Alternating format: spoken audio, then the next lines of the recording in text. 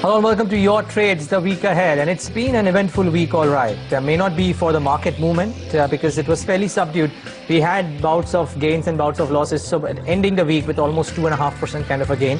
But I think the telling point this week was what's on the screen, the broader markets. I think the mid caps and the small caps did very well in this week. 3.5%, outperforming the large caps by a small margin, but after a really long time. So that was the telling point. Now, just to quickly tell you what did well and what did not. If you look at the autos, yes, they had a good week. Some of the banking names had a fairly good week as well. FMCG selectively moved around and traded with stocks like ITC doing well. But if you look at the bank nifty or capital goods, these are the pockets which individually had individual stocks which had an exceptional week this time around. The bank nifty futures may show a 2% gain, but some of the mid-sized PSU banks had quite a bit of a punch. Now to quickly take you through the big events of the week, JP Associates, and that was the big mover for the whole of this week. Very volatile for most part of this week, ending 4%, yes, but extreme volatility for that stock, and amongst the big newsmakers of the day. Telecom had a fairly eventful week as well. Lots of news flow, we'll discuss that, but if you look at the way the stocks perform, Idea maybe came off a little bit, but Bharti, I think, had a fairly decent week for most part, ending with 4% kind of gains, so decent enough show put up there too. Pull up the auto names and you will see stocks like Tata Motors, for example. Stunning move one odd day, and that led to a great move. M&M 8% kind of a gain, Tata Motors 5% kind of a gain. So selectively some of the auto names really put the auto index right up there. And last but not the least, from the large caps, BHEL and L&T should pull up those for you. I think cap good selectively moved around in the last few days. BHEL ending in the green, L&T too I think ended almost 11%, and I'm not even taking stocks like Siemens or a Crompton, etc., which had very volatile days in between, but all in all, a fairly decent week for these stocks as well. Lots of mid caps. I mean, financial technologies was extremely active. You had some of the paper stocks like West Coast Paper, etc., which had a fairly eventful week as well. So, I mean, I'm not even taking them into account because there were sporadic trades, few and far in between. Syntex Industries up 22%, so even those were active. Amongst the two news makers, aside of the markets, of course, and had a bit of an impact was on the Gujarat-based stocks. So on the nomination of Narendra Modi as the PM candidate from BJP, I think these stocks did very well. So Syntex, Adani Enterprises, Adani Power, etc., had a fairly decent week as well. Let's get in our technical experts to speak about what to do in the week ahead. Mitesh Thakkar as well as Sandeep Wagle with their sense of the charts. Gentlemen, thanks so much for joining in. Mitesh, 2.5% for the index, broader markets more active. How do you expect the next week to be? See, I think, as you rightly pointed out, it's the broader market which are more active. The Nifty mid-cap is trying to play catch-up after a very strong rally on the index, and I think that's how things would be. I think the stocks which have not really performed or underperformed are the ones which might signal some good triggers. Okay. And Sandeep, how do you believe the Bank Nifty could trade in the week ahead? Well, Neeraj, I think there will be some kind of a consolidation both in the Nifty and the Bank Nifty. Bank Nifty looks a shade stronger than the Nifty, I would say, but not too much of a difference. So some bit of a consolidation and more stock-specific moves is what I would say. Mitesh, I'll come to you on JP Associates. It's been volatile, but has given traders equal amount of anxiety as well. What do you do with JP Associates now, after 3 days of extreme volatility?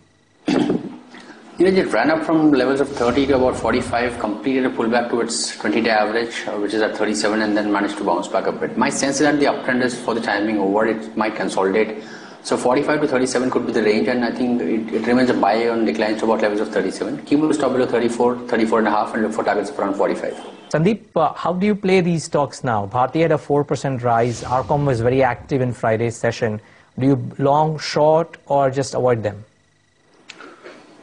Well, Arcom, I do see some strength, but Idea, I clearly see weakness at higher levels. In case the Nifty were to correct a bit or consolidate, I think Idea would be a sell candidate for me. Bharti, I think, would move with the market. I am neither very positive nor negative. A range bound, say 310, it will not break, and 340 on the upside could be a strong resistance. Mitesh, on the charts, some of these Gujarat-based companies, a Syntex or an Adani Enterprises or Adani Power, they moved around in Friday's session all right. Would you trade any of these come Monday? We have better opportunities to trade, but I think individually these stocks might do well. Syntex 24-25 is the first area. If it gets beyond that, I think 30-32 could be a good level for the stock to go. Adani Power is another one which is looking interesting in the short term. It's kind of managed to get past the averages might rally up to about levels of 39 and a half. So I think there is some momentum still left in these stocks. Sandeep, I want you to come in specifically on some of the power-related themes because they were active in Friday. Would you trade a PFC, REC, or for that matter, a JSW Energy or a power? Some of these NHPC, for example, was up 6%. Any of these stocks that you would trade? Neeraj, I would. There is some more upside in a REC and a PFC, a trading upside of probably 5 to 7%. So I would take a call. But if you talk of a 15-20% upside, I don't see that much momentum. I would wait. If I want to trade for 2 or 3 trading sessions, I would take a 5-7% trading upside view. Mitesh, very quickly, would you trade any of the banks starting next week, or would you stay on the sidelines ahead of the policy meet? See, that's always a tricky question, but I think, PSU banking lot clearly, if you look at and approach them technically, are the best poised to suggest more upsides happening in the near future. So I think our focus will be on PSU sector banks, particularly State Bank of India, Punjab National Bank, Bank of Baroda, Union Bank, etc. Sandeep, how do you trade Coal India? The long-term charts are bearish, but short-term you can expect a bounce back up to 315, 320. So I would use any bit of an up move to sell. I mean, I'm not talking of a short sell, but selling a delivery. And on the downside, 260, 250, that is a very strong support area. I don't see that being broken on the downside. Mind you, fundamentally, there could be pressure on Coal India as well, so just watch out for this one. Let's get in stock ideas from both Sandeep and Mitesh. Sandeep, to you first again, and what is it that you're recommending in trade? Neeraj, I would recommend a buy in Voltas with a stop loss of 72 and a target of 87. And the IT space has been showing some kind of a corrective formation. So I would recommend a sell in Wipro, stop loss of 465, target of 432.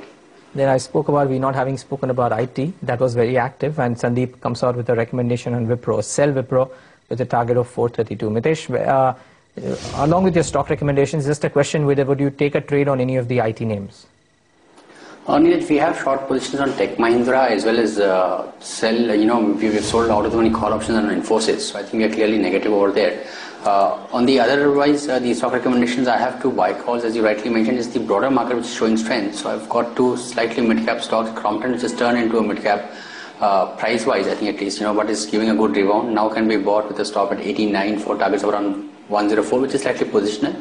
And I've got a buy on Renuka, which after getting into an uptrend was sideways, has given a buy signal again today. So can be bought with a stop below 17 for targets of around 21. All right, Mitesh Thakkar and Sandeep Wagle, gentlemen, thanks so much for joining in on this leg of your trades and giving us your views. It promises to be an action-packed week with our own policy as well as the FMC meet as well. So lots happening towards the latter half of next week.